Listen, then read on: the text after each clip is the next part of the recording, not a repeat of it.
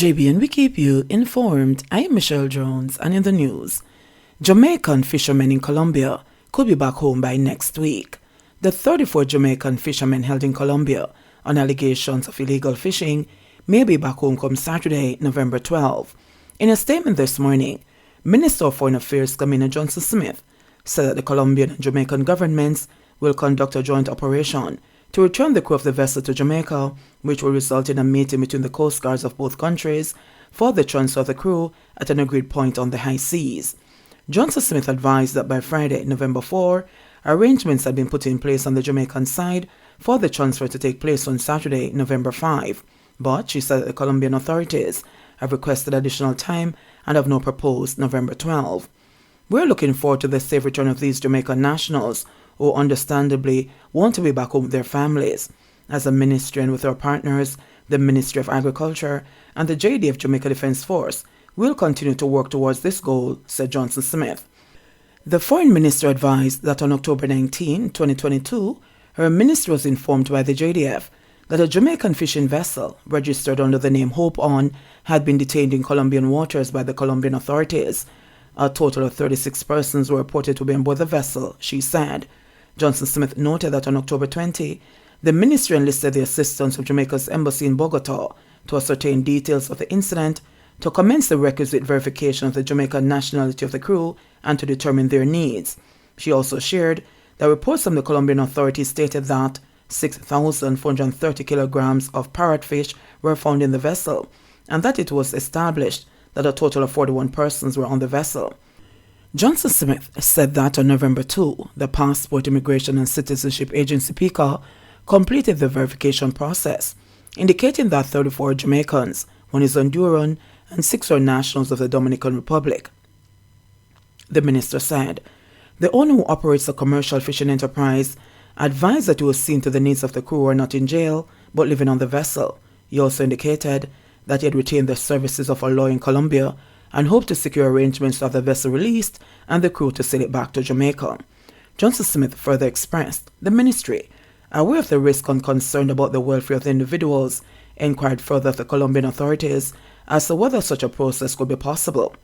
It was confirmed, however, that the vessel had been seized and would be sold as provided for in Colombian law, and that while the captain would be detained to face charges in Colombia, they would still keep the offer open to transport the other members of the crew to a point agreed with the JDF.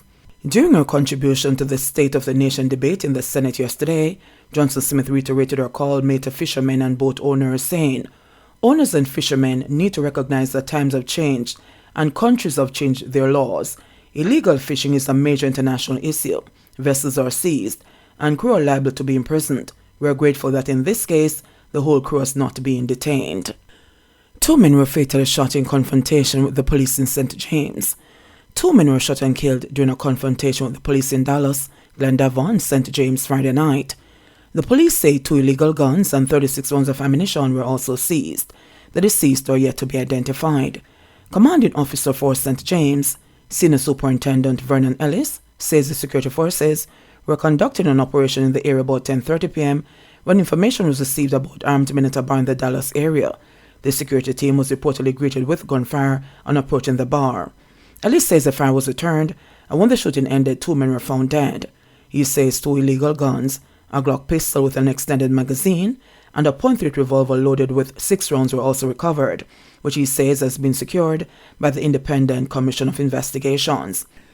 Ellis says that based on the discovery of a trail of blood that led to Sun Valley Road in the area, it is believed that one of the cronies of the deceased gunmen was also hit in the firefight. But he says the suspect has not turned up at the hospital. Ellis says secondary operations are now being conducted in the community. The no-nonsense cop appealed to the relatives of gunmen to encourage them to give up their life of crime. If it is that they decide not to hear, then you would have done your best. As the security force says, we cannot relent, and we will enforce the laws. And if duck won't left pan, pan will left duck, he warned. Ellis also appealed to persons in possession of illegal guns to take up the gun amnesty. As the parish continues its push to reduce the incidence of serious and violent crimes through Operation Relentless 2, the security forces are stepping up the intelligence-driven operations aimed at targeting criminal suspects in the parish, he said. Already, 120 illegal guns have been recovered in St. James since the start of the year.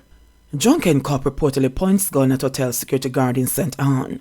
A police corporal was arrested after allegedly becoming intoxicated and pointing his service pistol at a security guard among other persons at a hotel in Runaway Bay, St. Anne on Friday. Information received is that the cop, who is assigned to the Major Investigation Division, was on the compound of the hotel in the afternoon drinking alcoholic beverages. It is alleged that he became inebriated and started to behave improperly before being confronted by a security officer. After being confronted by the security officer, the corporal reportedly pointed his gun at the guard and other persons. The security manager of the hotel reportedly then intervened, confiscated the cop's gun, and summoned the Runaway Bay police. Upon the arrival of the police, the gun was handed over to them, and the corporal handcuffed and taken to the Runaway Bay police station. It is unclear if charges were laid against the cop. 3 men convicted for stealing telecoms cables received suspended sentences. 3 men were recently convicted in the Trelawney Parish Court in relation to the theft of copper cables belonging to telecommunications company Flow, but had their sentences suspended. The cables were valued at $1.2 million. Milton Davis, 43, an electrician, and 46-year-old laborer Junior Harrison were sentenced to 7 months at hard labor, suspended for 2 years. The third accused, 24-year-old Keron Brown, was suspended to 6 months at hard labor, suspended for 2 years. The men from Pineapple Lane in Bogwalk, St. Catherine, pleaded guilty on October 14 to charges of simple larceny, malicious destruction of property, and trespassing on the telecommunications work of Flow. They were sentenced on October 28 by a senior parish judge, Vaughan Facey. On the afternoon of May 22, the 3 men were caught by the police cutting and loading copper cables into a motor car along the Bracco-Rio Bueno Main Road in Trelawney. Checks by Flow carried out that same day revealed that underground cables had been stolen from along same roadway. The men were arrested and later charged. Curfews imposed in parts of St. James and Kingston. The police have established 2 curfews, one in St. James at the western end of the island and the other in the capital city, Kingston, in response to violent attacks. The St. James curfew is in Hendon, Norwood, following Friday's discovery of the charred remains of 2 men in a house in the community. Investigators say they'll have to rely on DNA tests to identify the 2 men killed in Hendon. It's reported that the men were shot dead in the house, which was then set ablaze by unknown assailants. The curfew began at 7 p.m. Friday and will continue until 6 a.m. on Monday. Residents will be allowed to attend religious services, work and conduct other chores, but are reminded to walk with a form of photo identification. The police say no parties, wakes or other public gatherings, except for religious services, will be entertained during this period. Similarly, a 48-hour curfew is in effect in sections of the Kingston Eastern Police Division, following a wave of deadly attacks this week which left 3 people dead and several others with bullet wounds. The curfew will end at 8 p.m. Sunday.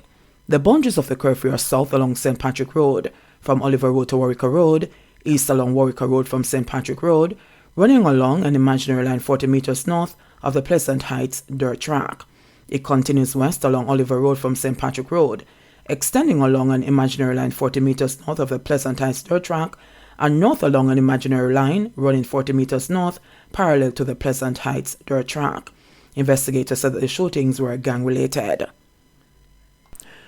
Roshane Patterson's lawyer complains of threats. Attorney-at-law Michelle Thomas, who is representing Roshane Patterson, was being named a person of interest in the death of social media influencer Anika Townsend, otherwise called Sikiano, says she's been threatened. She said the threats are being made on social media. I have to be watching my back because you're saying that they want to beat me and gang me to fight me off, Thomas said. She expressed concern at what appears to be a developing trend, where attorneys involved in high-profile cases are being threatened or spoken of in a despairing way. I'm saying that the public needs to stop. The public needs to be educated that everybody's constitutional rights must be respected, and it doesn't mean that because I'm a woman I should not have taken this case, said Thomas. I'm most disappointed in the people of my country. In any modern society, attorneys are not targeted for being a legal representative for someone who has been alleged to have done something. Nor me targeted, she added. She urged the public to remember that Patterson is still merely a person of interest in connection with the Townsend matter. Remember, this man is not charged. He has not appeared before a judge and was sworn guilty. There is nothing to say categorically without a shadow of a doubt that this person is guilty. But yet still, the court of public opinion found him guilty, want him dead, and then want to hate the lawyer who is simply doing her job, argued Thomas. I'm saying, how do we reach now in a society where people are going to hate the lawyer? "Me never kill Sikiana," she said. She sought to make her point by questioning whether critics would also say Patterson should not benefit from the services of other professionals. "If something happens to Mr. Patterson and he ends up at the hospital, the doctor should say, 'Oh, because you have been alleged to have done something, we're not going to tend to your wounds,'" argued Thomas. Patterson, who is also known as Chizzy and is from Prospect District in Hanover, was named as a person of interest on October 22. This was a day after the body of the 35-year-old Kingston woman was retrieved from the scene in Reading, St. James. She was later positively identified by family members. On Wednesday, Patterson was slapped with abduction and assault charges in connection with an incident that took place in 2018 between himself and a woman alleged to be his girlfriend. In sports news, Jamaica women 3x3 basketball shock FIBA tourney in Miami. Jamaica's women created a major upset on Friday's first day of the FIBA 3x3 AmeriCup 2022 basketball, played outside the FTX Arena in Miami after topping Pool C and advancing to Sunday's quarterfinals. The Jamaican women beat Chile 18-17 and then toppled world-ranked Argentina 12-8 and looks to be medal contenders if they can keep up the pace. The men's team, however, failed to get past the first qualifying round, losing to St. Lucia and Barbados after getting a walkover win over Colombia. The Jamaican women were led by Morgan Green, who scored 11 points in their come-from-behind win against Chile and 8 against Argentina. 31 teams are taking part in the three-day event, 18 in the men's and 13 in the women's competitions. On to netball news. Jamaica off to slow start at Fast 5. Jamaica got off to a poor start in the Fast 5 Netball World Series that started in Christchurch, New Zealand on Friday Jamaican time, losing their first 3 games including to debutants Uganda. The Jamaicans, who were runners-up in 2019, lost 39-15 to Australia in their opening game, then went down 32-22 to Uganda before being edged 28-27 by South Africa in a nail-biter. The Jamaicans will face England and New Zealand on the second day when the round-robin continues before the playoffs, so the places are set to start. Australia won all 3 games played on the first day and are the only unbeaten team. England and South Africa won 2 games each and lost 1, with New Zealand and Uganda recording 1 win each and losing 2. Moving on to football news, William Knibb advanced in D-Cup despite loss. Despite losing their first time this season and conceding a goal for the first time in their 13th game, William Knibb Memorial High School joined Dintil Technical and Central High in the quarterfinals of the Issa de Costa Cup football competition on Friday. Dintil Technical beat William Knibb 3-0 in their final round of 16 game at Droxall to top Group 2 on goal difference after both teams finished on 6 points. Central High joined them after playing out to a 1-1 draw against Christiana High in their Group 1 game played at Brooks Park in Mandeville. 6 teams have booked their spots after Clarendon College and Frome Technical had booked their spots on Wednesday. On Saturday, defending champions Gavin Massey must beat Manchester High if they are to continue the defense of their title. Manchester High on 4 points needs only a draw to advance. After losing their first game of the round, Dintil Technical rode back with consecutive wins and after dismissing Paul Bogle High 2-0 on Tuesday, ended William Knibb's Memorial's unbeaten run. On Saturday, defending champions Gavin Massey must beat Manchester High if they are to continue the defense of their title. Manchester High on 4 points needs only a draw to advance. After losing their first game of the round, Dintil Technical rode back with consecutive wins and after dismissing Paul Bogle High 2-0 on Tuesday, ended William Knibb Memorial's unbeaten run. Kemani Small opened the score in the 15th minute, the first goal conceded by William Knibb in 1,095 minutes as he had gone the previous 12 games without letting in a goal. Giovanni Affleck added a second late in the first half, and Daniel Roberts killed off any hopes of a comeback when he scored in the second half. Dintil Technical won the group on goal difference as they had 4 goals to William Knibb's -1. Cornwall College had their own fate in their hands and led 2-0 after 23 minutes, but dropped their guards and gave up 2 goals in a 9-minute span. Broxton Richards scored from headers in the 17th and 23rd minutes, and the 12-time champions were well in control of the game and seemingly well on their way back to the quarterfinals. Tajane Main pulled one back for Paul Bogle in the 31st minute when he was allowed time on the right-hand side of the Cornwall College 18-yard box and fired high into the top right-hand corner. Jadon James pulled them level in the 40th minute when he dribbled down the left side, cut inside, and his shot from just outside the 18-yard box looped into the far corner of the goal. Friday's games, Gavin Massey versus Manchester at Glenmuir 3 p.m. rained out. Christiana 1, Central High 1, Dintil 3, William Knibb 0. Cornwall College 2, Paul Bogle 2. JBN, we keep you informed. Please remember to subscribe, like, share, leave us a comment, and click the notification bell to receive our daily news items.